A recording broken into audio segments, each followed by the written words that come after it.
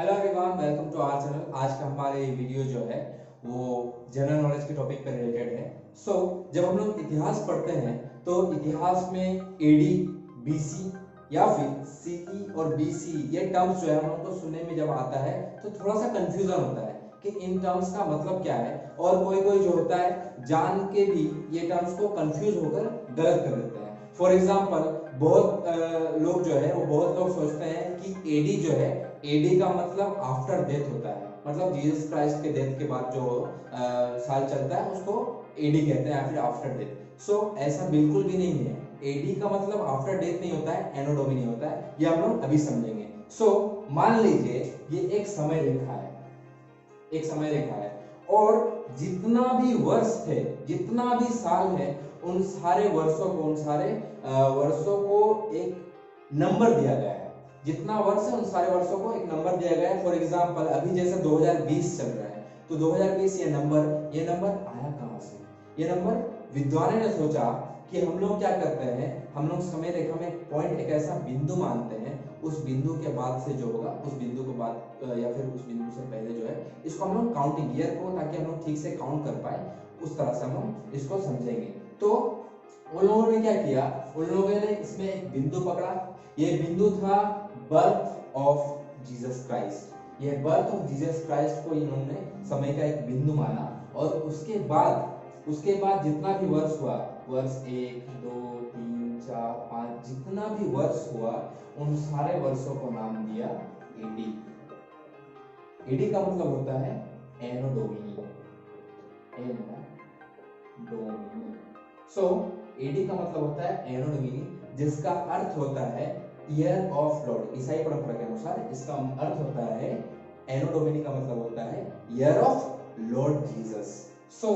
ये जो जितना वर्ष होगा ईसा के जन्म के बाद, उनको जो नाम दिया गया है एडी। फॉर एग्जांपल अभी जो वर्ष चल रहा है 2020, 2020, ये 2020 को जो है, ये 2020 क्या है, 2020 एडी है।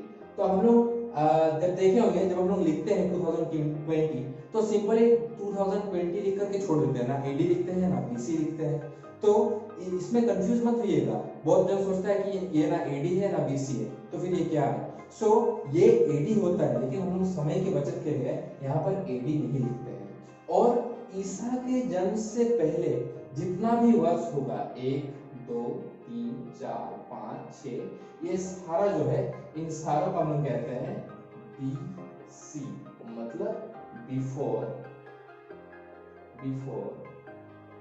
क्राइस्ट, मतलब before the birth of Christ. ये जितना सारा वर्ष होगा ये before the birth of Christ होगा। इसमें एक बात हमेशा याद रख लीजिएगा कि जब भी कोई भी वर्ष लिखते हैं और वो before the birth of Christ होता है, तो ये जो बीसी है, ये बीसी कोई भी वर्ष के बाद में लगता है। मान लीजिए 100 ईसा पूर्व, 100 ईसा पूर्व, तो हम लोग कैसे लिखेंगे इसको? 100 बीसी।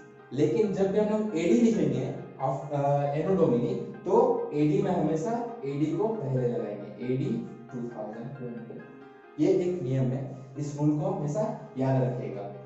तो ये तो हो गया एनो डोमिनी के बारे में, और जो बीसी हो गया बिफोर क्राइस्ट, इसके बारे में हम लोग समझ लिए। लेकिन कभी कभी हम लोग पढ़ते हैं सीई और बीसीई।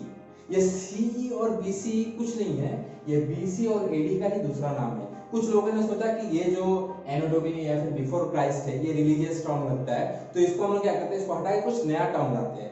तो सीई और बीसी लेकर के आया गया। सीई का मतलब होता है कॉमन एरा, और बीसी का मतलब, बीसीई का मतलब होता है बिफोर द कॉमन एरा। तो ये हो गया कॉमन एरा। इसके बाद जो होगा उसको हम लोग कहेंगे सीई, मतलब हो गया कॉमन एरा। और ये जो है, ये बीसी को हटा के हम क्या कर दिया, बीसीई लगा दिया, मतलब बिफोर कॉमन एरा। तो ये सीई और बीसी जो है, ये और कुछ नहीं, बीसी और एडी का ही दूसरा नाम है। और एक नियम याद रखिएगा कि जब भी हम लोग जब बिफोर क्राइस्ट का बात करेंगे, तो उस वक्त जो है, उस वक्त से समझ लीजिए समय अभी बढ़ रहा है। फॉर एग्जांपल अभी हम लोग प्रेजेंट में देख लेते हैं, वर्तमान काल में अभी 2020 चल रहा है, फिर 2021, फिर 2022 आएगा। लेकिन यहाँ पर क्या होता है, जब हम बिफोर कॉमन एरा में चले जाते हैं, फिर बिफोर क्राइस्ट का जब हम लोग वर्ष का कैलकुलेशन करते हैं, तो वहां पर वर्ष कैसे चलता है, वहां पर वर्ष इस तरह चलता है उल्टा, जैसे हम यहाँ पर दिखा रहे हैं 6 5 4 3 2 1। मतलब क्या, यहाँ पर जैसे गिनती चलेगा, यहाँ पर से अगर वर्ष बढ़ेगा तो 1 2 3 4 5 6 ऐसे बढ़ता जाएगा। और फिर यहाँ पर जो कि हम लोग गिनती इस तरह से लिखे थे 1 2 3 4, तो जब भी वर्ष आगे बढ़ेगा, वर्ष हमेशा याद रखिएगा, जो साल होता है ये समय काल हमेशा इस दिशा में जा रहा है, ये समय काल हमेशा इस डायरेक्शन में जा रहा है, इस तरह से जा रहा है। तो हमेशा याद रखिएगा कि जब भी हम लोग कैलकुलेशन करेंगे बिफोर द कॉमन एरा का, तो वर्ष भी जो है वो धीरे धीरे घटता जाएगा। फॉर एग्जांपल, मान लीजिए किसी व्यक्ति का जन्म 100 BC में हुआ था, 100 बिफोर क्राइस्ट जो है, मतलब ईसा पूर्व, 100 ईसा पूर्व, हिंदी में इसको ईसा पूर्व कहते हैं, 100 ईसा पूर्व में हुआ था, और वो जो है वो व्यक्ति 60 साल बाद मर गया।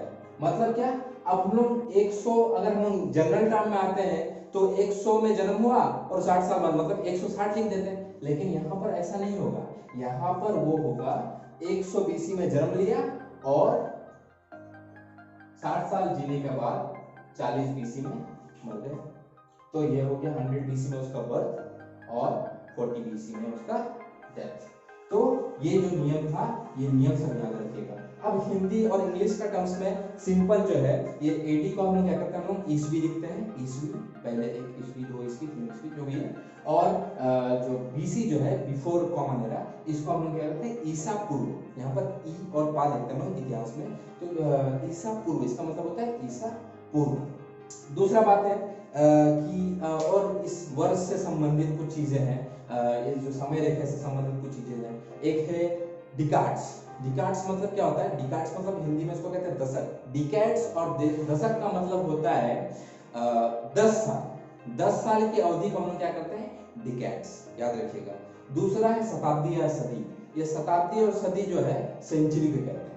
ये मैं वर्ड मीनिंग नहीं बता रहा हूँ, समझने के लिए। ये सेंचुरी और शताब्दी ये तो एक दूसरे का वर्ड मीनिंग है। अगर हम लोग इंग्लिश में देखेंगे सेंचुरी, इसको हिंदी में क्या कहते हैं, शताब्दी, और शताब्दी को इंग्लिश में क्या कहते हैं, सेंचुरी। इसका मतलब क्या है, इसका मतलब होता है 100 साल। डिकेड्स हो गया 10 साल, उसका सेंचुरी आ गया 100 साल। डिकेड्स और सेंचुरी, इसके अलावा एक नया टर्म है मिलेनियम। ये मिलेनियम क्या है, मिलेनियम जो है, ये मिलेनियम किसी किसी के लिए नया टर्म होगा। इसका मतलब होता है सहस्त्राब्द।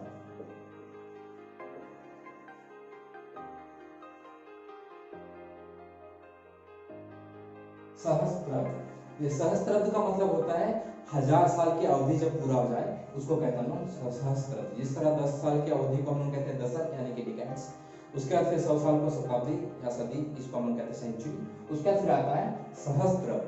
तो सहस्त्राब्द का मतलब होता है 1000 साल। सो अभी जैसे 2020 चल रहा है, तो 2020 में क्या हो रहा है, 1 और 2 मतलब 1000 साल और 2000 साल, मतलब 2 सहस्त्राब्द खत्म हो चुका है। अभी तीसरा सहस्त्राब्द जो है, वो तीसरा सहस्त्राब्द जो है वो चल रहा है। Thank you so much. Video अगर आपको अच्छी लगी हो तो इस वीडियो को लाइक करें, शेयर करें, और हमारे चैनल में अगर नए हैं तो चैनल को सब्सक्राइब करें और ढेर सारा प्यार।